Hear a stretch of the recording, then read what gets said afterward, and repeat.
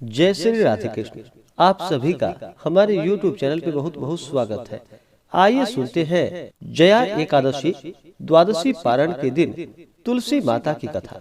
जो भी भक्त सच्ची श्रद्धा के साथ भगवान विष्णु का पूजन करते हैं, भगवान शालिग्राम का पूजन करते हैं, माता तुलसी का पूजन करते हैं, एकादशी का व्रत करते हैं, इससे भगवान श्री हरि विष्णु अति प्रसन्न होते हैं और अपना कृपा प्रदान करते हैं। एकादशी का व्रत जो कि सभी प्रकार के पापों को नष्ट करने वाली है, और व्यक्ति के जब पाप और ताप नष्ट होते हैं तो उनके पुण्यों का उदय हो पाता है और सभी प्रकार के फिर सांसारिक सुखों की प्राप्ति होती है। हिंदू धर्म में तुलसी का बड़ा ही विशेष महत्व माना गया है। माता तुलसी जो कि अपने भक्तों के सभी प्रकार के पापों को नष्ट करने वाली है, और भगवान विष्णु को जो कि तुलसी दल अति प्रिय होता है। बिना तुलसी दल के भगवान विष्णु उस पूजन को स्वीकार नहीं करते हैं, और जहाँ पर भी तुलसी का वृक्ष होता है वहाँ पर यम के दूत भी असमय नहीं आते जाते। इसलिए चाहिए कि माता तुलसी का पूजन करे और तुलसी वृक्ष के नीचे जो कि दीपक जलाने चाहिए। इससे माता तुलसी अपना कृपा प्रदान करती है। माता तुलसी का विवाह जो कि भगवान शालिग्राम के साथ विधि विधान के साथ कार्तिक के महीने में किया जाता है, और प्रत्येक दिन भगवान विष्णु का पूजन करना चाहिए। भगवान विष्णु के पूजन के साथ साथ माता तुलसी का पूजन करते हुए कथा भी श्रवण करना चाहिए। इससे भगवान विष्णु और माता तुलसी का कृपा प्राप्त होता है। तो आइए सुनते हैं जया एकादशी द्वादशी पारण के दिन तुलसी माता की कथा। अगर आप सब जया एकादशी द्वादशी पारणा के दिन ब्राह्मण दक्षिणा, अन्नदान, वस्त्रदान आदि के लिए देना चाहते हो तो आप अपने श्रद्धा और सामर्थ्य के अनुसार हमें डिस्क्रिप्शन में जाकर के वहां से गूगल पे, फोन पे या अकाउंट नंबर के माध्यम से आप अपने श्रद्धा और सामर्थ्य के अनुसार हमें ब्राह्मण दक्षिणा प्रदान कर सकते हैं। तो आइए सुनते हैं तुलसी माता की कथा। तो बोलिए प्रेम से भगवान विष्णु की जय, माता लक्ष्मी की जय, एकादशी माता की जय, भगवान शालिग्राम की जय, तुलसी माता की जय, सर्वदेवी देवता की जय। तुलसी से जुड़ी हुई एक कथा जो कि बड़ी ही प्रचलित है। श्रीमद् देवी भागवत पुराण में इनके दिव्य अवतरण की दिव्य लीला कथा भी बताई गई है। एक बार भगवान शिव ने अपने तेज को समुद्र में फेंक दिया। उससे एक महातेजस्वी बालक ने जन्म लिया। यह बालक जो कि आगे चलकर जालंधर के नाम से पराक्रमी दैत्य राजा बना। इसकी राजधानी का नाम जो कि जालंधर नगरी पड़ा।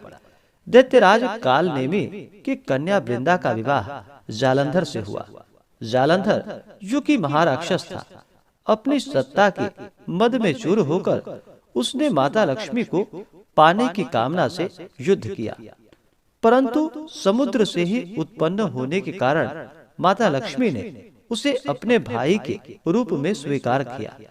वहां से फिर पराजित होकर वह माता पार्वती को पाने की लालसा से कैलाश पर्वत पर पहुंच गया। भगवान देवादिदेव शिव का ही रूप धारण कर माता पार्वती के समीप गया, परंतु माता ने अपने योग बल से उसे तुरंत ही पहचान लिया तथा वहां से अंतर ध्यान हो गई। देवी पार्वती ने क्रुद्ध होकर सारा वृतांत भगवान विष्णु को सुनाया।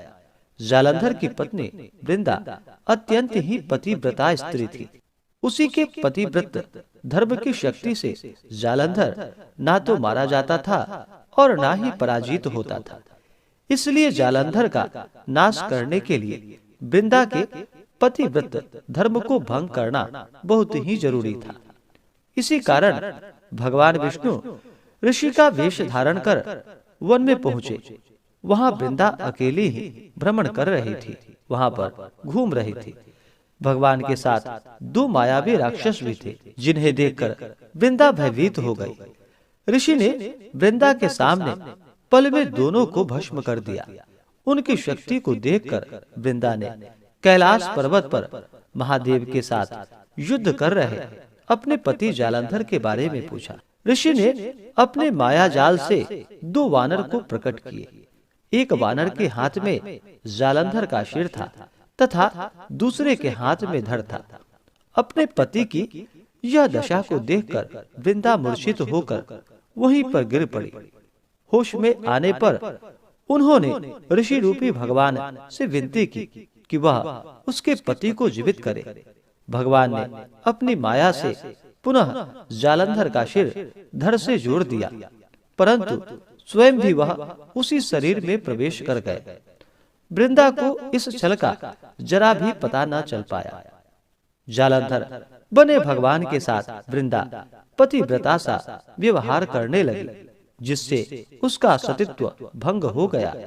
ऐसा होते ही वृंदा का पति जालंधर, जो कि भगवान शिव से युद्ध कर रहा था, वह युद्ध में हार गया और मारा गया।